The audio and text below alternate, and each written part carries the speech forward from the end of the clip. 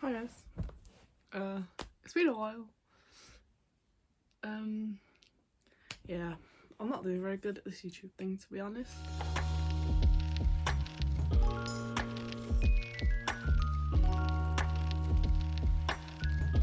So my YouTube channel might be like changing a bit. Like, I think I'm hoping to post more videos about my books because they're like one of my favourite hobbies. So it's not one of my only hobbies, besides the point.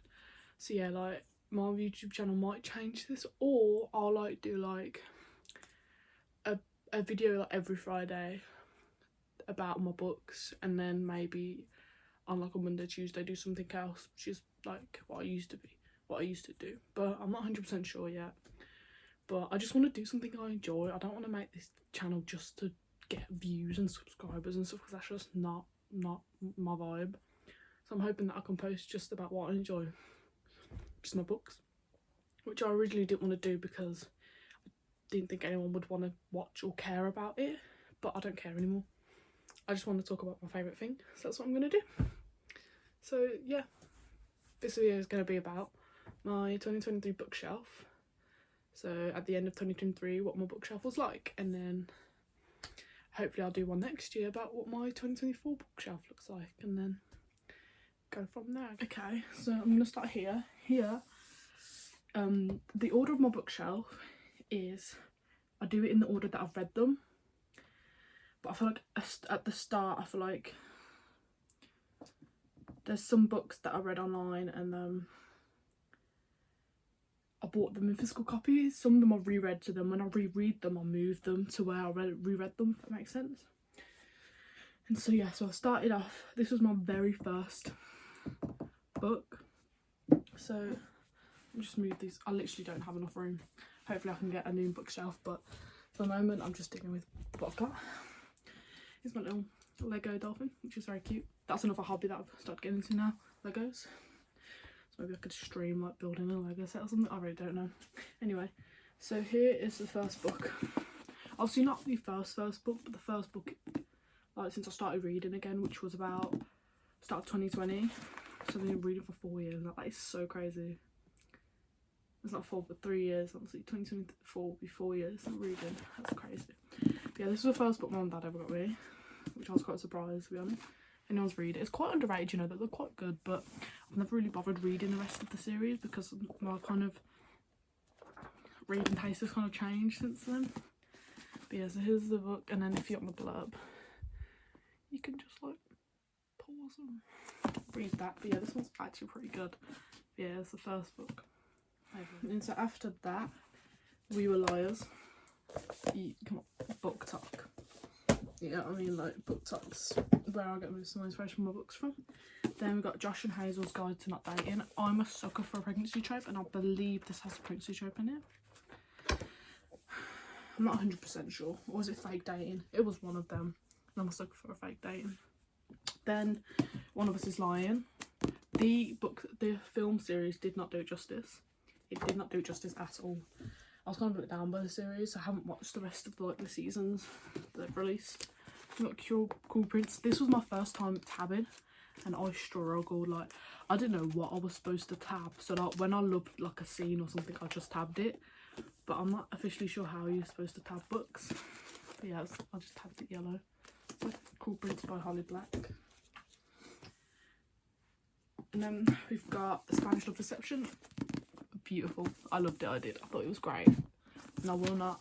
Any of these books, I won't accept any slander on them.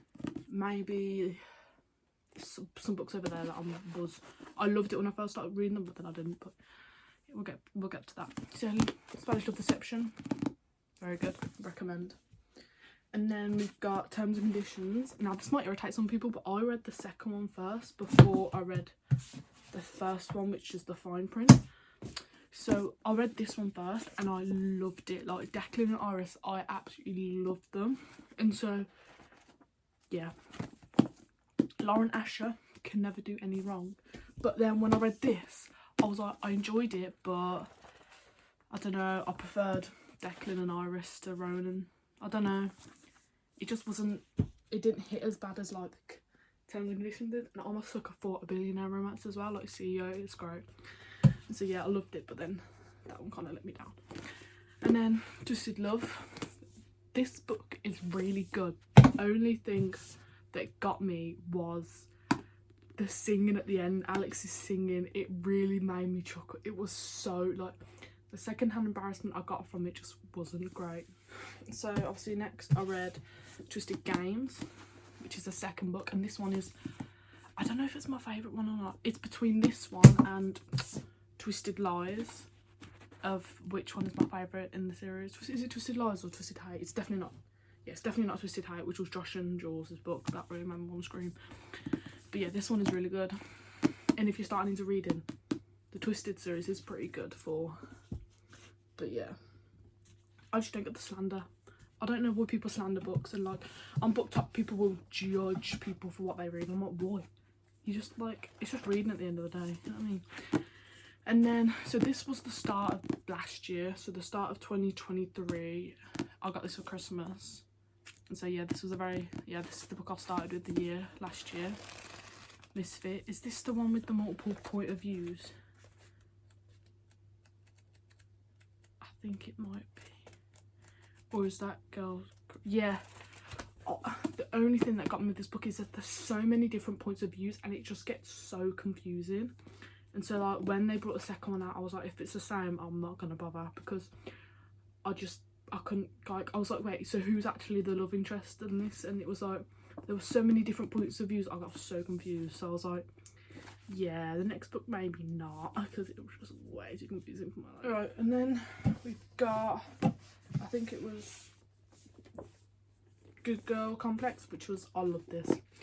Elle Kennedy, she can't do no wrong. I mean, actually, isn't she quite I think she's quite problematic. I'm not 100% sure. I'm not really like well educated to like talk on them things, but the book, I think some authors you can separate the work from the artist, but then some people like to say that you can't separate the work from the artist. But I don't know, I read this before stuff came out about her, and so I really enjoyed it. I couldn't tell you what it's about because it was like the start of last year, but it was really good. So yeah, recommend, I guess. And then bloody Penelope Douglas, they are amazing. Like, they can't do nothing wrong. Their book Devil's Night series, this, the full series, and then they're bringing out, I think it's the next series of the Four-Way series, which is like their kids, so the next generation, which I'm so excited. I've read the first one, but obviously they haven't brought any more out. But yeah, Penelope Douglas, they cannot do nothing wrong. Nothing. Like, I will, if they have no fans, then I'm dead. Like, I love their books so much. And then the next books, so we've got Twisted Hate. What to say about this book, eh? What to say? I think this is an instance where, oh my god, I loved Jules. I love her so much. Josh, I think there's a line in it where it's like, when I said, you know, when I said I forgive you, I didn't, or something like that. And oh my god, it broke me when he said it. I was like, oh my god. But I think Josh is one of them characters where they're better in other series, like the Twisted series by Cora Riley, like Savio. Savio is so much better in everyone else's books, but then when you read his book, it's like, like, you get what I'm saying. That's similar to Josh. Josh just, he just wasn't. It wasn't good at all. And then we've got Twisted Lies. Oh, I love it. Christian, just bloody love him. Like, what's not to love? And Stella as well. Like, they were such a good duo. Like, I loved it. Like, I genuinely loved it. And I loved the fact it was a thicker book than the rest of the books. I think Twisted Hate was the thick. Is Twisted Hate the biggest? No, it's a little bit smaller, but it's still, this book was beautiful. And I will recommend, to be honest, Twisted series, if you're starting into romance, it's a good series to start with, definitely. Anna Yuang also cannot do wrong. I love her books. I love them. So yeah, this is her new series. It's an ongoing series, and it's about Dante and Vivian. I think this is arranged marriage, But this is the same author for the Twisted series, and so obviously I was like, oh my god, I love the Twisted series, so I've started this series again. And yeah, honestly, you can find all these books, majority of these books I have from the works, so I think there's only the odd few that I got from the Waterstones, and so yeah, it just depends where you're from, the books. But the works have good deals, whether you can get like 2 for £6, like £6, and they do good deals like that. This book, some people hate it, some people love it. I am part of the love it, because people are like, it's more, can I say smart, yeah, than an actual plot. But it does have a plot. They just, yeah, it's a good book. I recommend it. But yeah, people always say that it doesn't really have much of a plot, and everyone was saying that Anastasia was really irritating. I didn't mind her, to be honest. Nate was great, loved Nate, but Anastasia, people seem to hate on her, but I don't know, I never really understood the hate, to be honest. So yeah, okay, so we've moved on to the other side, so we're on opposite sides now, and then this continues on. Yeah, so this continues from Icebreaker, which was the most recent on that side that I've read. So I've got all my little Lego characters here. These are the ones I got for Christmas, 2023 Christmas. Yeah, I've become a Lego kid. Leave me alone. And then I have a couple pops around as well. I have loads over there, but I just have no room for them. So we've got Final Offer, which was the last. So there's the fine print, terms and conditions, and then Final Offer. It's about 3 brothers, 3 CEOs, and they have to like complete something in their grandfather's will to get their percentage of the company. And I think terms and conditions, he has to get married and produce an heir. The fine print, he has to take over it's like a Disneyland, but not Disneyland. And in this one, he has to sell their summer house, but there's a girl he used to date that owns like half the summer house. And so this is what it's about. It's Callahan and Luana, which is really good. I really enjoyed this one, to be honest. And like, Cal was amazing in terms and conditions. He's best friends with, is it Iris? I think it's Iris. So yeah, they're best friends. So obviously the cameos in this, like Lauren Asher and Anna Huang love to do little cameos in all the books, which is like amazing. And then we've got from Lukov with Love, Mariana Zapata. Jesus Christ, this was a love burn. Love burn, slow burn. I'm not a big fan of slow burns. Like, like, the book was good. It was like, I think they both do ice skating. But it was so, like, it was such a slow burn, and I am awful with slow burns. Like, I just can't. I really struggle with them. And so it was really cute at the end, like, but I just struggled because it was such a slow burn, and like, I'm awful when it comes to slow burns. Like, I'd rather read a book really fast than have a really slow burn. So this is King of Pride. This is the second book to King of Wrath. It's Kai and Isabella. I think Kai is a friend. Kai's friend, is it Dante? They're in the same gentleman's club, I believe. Not gentleman, that sounds weird. Like, they're all rich, so they're part of like a gentleman's club, but not that type of gentleman's club, if that makes any sense. And I think Dante knows Alex Volkov from the Twisted series, and so they're all intertwined. And like, yeah, they're all like, Anna Huang always like does little cameos, which is amazing. I love it when she does that. And like, I think Isabella is best friends with Vivian, who is in King of Wrath. So yeah, it's the second book of the King of Pride. I have the third one, but I have not read it yet. So I got it for Christmas this year, so I'm going to read that as soon as I can. Yeah, here's that one. And so next we have Things We Never Got Over and Things We Hide From the Light. Oops. Things We Hide From the Light. This one is the first, this one's the first book, this one's the second book. This book is based on, is it Knock? Yes. Knock and Naomi. Naomi's runs away from her wedding, basically. If you want to read the blurb, here it is, if it's not too blurry. But yeah, she runs away from her wedding and her sister calls her and needs her help, so she goes there, and basically her sister's asked her for money and steals the money and her car and dumps her with her kid. like her sister's kid, so she has to raise her sister's kid whilst being in this town. The only thing with these books is, in the books, Nock's supposed to be like 40, and I think Naomi's supposed to be like 30. And like, to me, they just didn't act like 40 and 30-year-olds, you know what I mean? Like, they were just, and to me, I just couldn't picture them as that, which I do quite a lot on books. I don't really like take into account their age. Like, I just think of them how I want to think of them, if that makes sense. And so yeah, I don't know, Knox just didn't act like an almost 40-year-old, you know what I mean? Like, he was a bit, but then I guess I understand where like people's point of views are. Authors don't really want to write young books, you know what I mean? Like, kids that, like, young people that are nowhere near their age. A lot of people always call authors out saying it's weird, which I understand. So like, I feel like a lot of authors just don't want, they'll prefer to, because a lot of authors put themselves in their books, so I feel like it doesn't make sense if they're doing them as, you get what I'm trying to say. So it's like, yeah.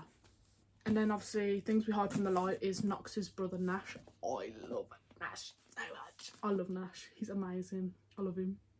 And Lena as well. I feel like he overreacted a couple times when it came to like why Lena was there and like what she was trying to figure out, but it is a really good book. And I believe I have the third one to this, so I need to read it as well, because that's based on Sloane and someone else. So yeah, so that's the second one. And then this is the, I cannot for the life of me remember what it's called, but it's a series based on cowboys, apart from the third one, which is he's on ice skate, but he grew up with them. And so this is, I haven't read the first one, because whenever I've gone to go and get it, it's just nowhere. Like, everyone keeps getting that one, but like, I couldn't. So I was like to my mum, was like, can I just read like the rest of the series, because the rest of the series was in the shop but the first one wasn't. So I haven't read, I believe it's Summer and Theo, I believe is the first book, maybe, don't quote me on that. This is a single dad, she goes there and she becomes his babysitter in a sense. It's an age gap. Cade is there, so in the it says, working as a nanny for the world's grumpiest single dad should have been simple, except I can't keep my eyes off him and he can't keep his eyes off me. Cade is 13 years older than me and barely looks my way. No, I'm not going to read the rest. So yeah, this is the next book in this series is Jasper. Is it Jasper and Sloane? See, so many of these characters are called Sloane. Like, yeah, it is Sloane. Ignore that. So yeah, this is Jasper and Sloane. I think Sloane was the Eaton's cousin, and Jasper, I think the Eatons fostered him, like adopted him, because he had like really, like, they were best friends, Jasper was, with one of the brothers, and like he had a quite bad upbringing, and so like the Eaton dad just like took him in, and so they were kind of brothers, but they weren't. And Sloane was their cousin, and Sloane always used to visit them in the summer. But yeah, the family dynamics in this book is beautiful. Like, the dad is so funny, and like he always makes these jokes, and like, you know, when it's always that like thing where like the parents knew before they did type thing, it's always like, it's amazing. But yeah, this book is really good. Like, it's a good book to get into. And so we've got Reckless, which is the fourth one. Yeah, the fourth one. This is Theo. Theo Winter. This is a baby trope. This is the pregnancy trope. Oh, I love the pregnancy trope. I love the single dad trope. I love the single mom trope. I love anything to do with that. I don't know why I love it so much. I just really do. And so yeah, so this is Winter. Winter is Summer's sister. Summer is the one from the first book, which I haven't read yet. But yeah, so Winter is, yeah, and Theo is, I believe, Summer's boyfriend, Summer's husband's like little like apprentice in like bull riding. And so yeah, and so like Winter was in a really, really toxic marriage, but she like really wanted a child, and so I don't know, this is something else. So she has a one night stand with Theo, and then Theo leaves and she finds out she's pregnant, and she messages him and he's like, no, I don't want to be involved, or something like that, when it wasn't actually him. But I don't really want to spoil it, which I kind of did, my bad. But yeah, it's really good. It is really good. I love Winter. I think it was Wildfire, which was the second one from Icebreaker. Because it was a while ago that I read Icebreaker, I could not for the life of me remember who these people were. And like, I was going to go back and reread icebreaker and like figure out who they were, but I was like, there's no point. And like Nate and Anastasia aren't really in it much. They're in the start, but that's about it. And I know that she's bringing a third one out based on the kid called Henry, and everyone's obsessed with Henry. I don't really remember Henry, but yeah. And so this one is at camp. They go camping, but they have a one night stand, and then like he like goes into, oh, it's so cute, he goes into the bathroom to try and like get himself ready to like go and talk to her, but she thought that he went in there as in to be like, you can leave now. So obviously when he went to go out and talk to her, she left, and like they were really like upset and stuff like that. And so when they both found out that they're both being like camp leaders at the same camp, it like rekindles things and stuff. It's really good. I love it. I think everybody knows this series by now. This is the Legacy. This is the last one of the off-campus series. So it's like it's just a giant epilogue. And so basically I went to Waterstones, and they only had the Score, which I haven't read yet, and the Legacy. And so I bought them too, and hopefully when I go back they'll have the deal, the Mistake and the Goal. And so obviously this is the Legacy, and it's the ending of it. And obviously I've already read the off-campus series. I just want them as a physical copy. And so like I just thought it makes more sense for me to read. Sorry, I just saw a crease page somewhere. Yeah, not good. And so this is the last of my read series, as in like the order of the books I've read, and it's The Long Game by Ellen, I can never pronounce her name, Eleanor Armas, I believe she's Spanish.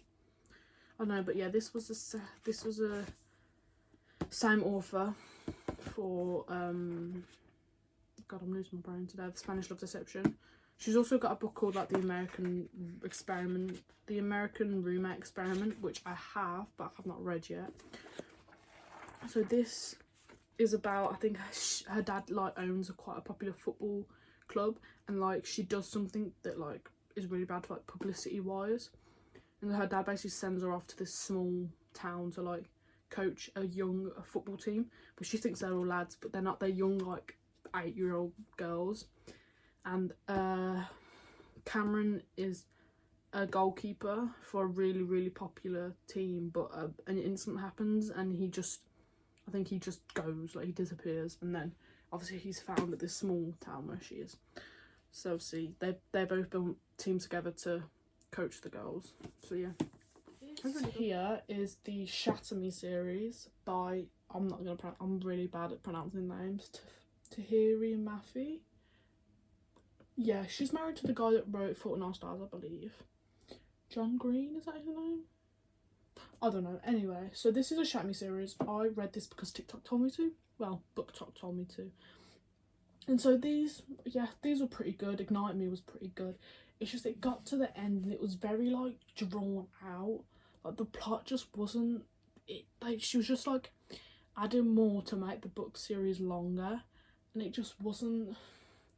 I don't know, I think she was just like, there were so many parts in the book where she should have just ended it, and it would have been a very beautiful ending. Like, it would have been an amazing ending to the series, but she just kept drawing it along, and it was just not.